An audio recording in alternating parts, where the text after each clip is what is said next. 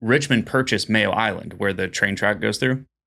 Yeah. And so they purchased it for $15 million. It's basically like the little sister island by Browns Island. Yeah. And, more in like the Manchester area. And they bought the whole island. I think it was $15 million.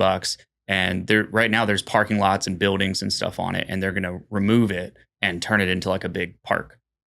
That's awesome. Yeah. Pretty cool. Yeah.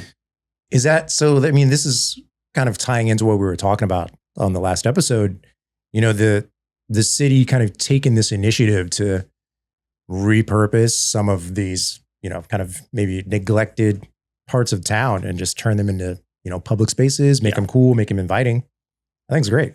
And this is pure speculation, but I really think there must be somebody that is part of the urban development of the city that is probably deeply invested in green spaces. Yeah. And really looking at other cities, hopefully learning from them and trying to implement what they know about other cities and implement more parks and green spaces and all that. And of course, that's all also like eco-friendly as well and helps with those types of things like carbon offset, whatever. I don't know anything about that. But that island, so in the early 1900s, there was a baseball stadium and it was like a public place. Yeah, literally. What? Yeah, there was a baseball team. So before our original stadium, there was a baseball stadium there and it was the Richmond Colts. Babe Ruth played there. The Yankees played there.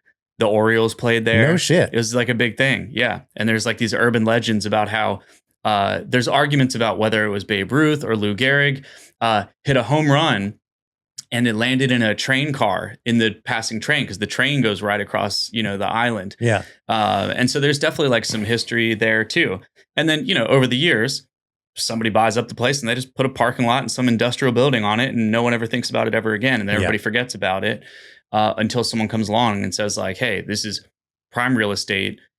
It really should belong to the city, right? It's by all this other stuff, Browns Island and Belle Isle and the new amphitheater and all these things. So it definitely probably plays into the big $30 million development that they're doing on Browns Island. And it's right there. It's ancillary to the main island. And it'll just be a continuation of that. It also connects to one of the topics we've talked about before, which is like the development of Southside and Manchester. Mm-hmm. And that's a park that's a little bit closer to that area. Yeah. Right. And so stretching into these places that, maybe don't have access to those types of parks or just honestly like beautiful stuff.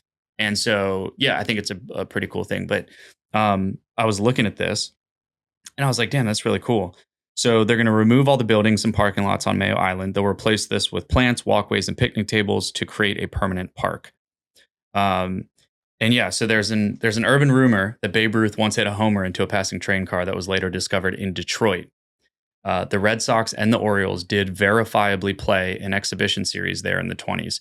It often flooded, but its final demise was a fire that erupted in the grandstand. It also briefly hosted the University of Richmond football team. It was open from 1890 to 1941, and its listed capacity was 6,000 people. That is kind of crazy. Like I'm looking at this picture. Yeah.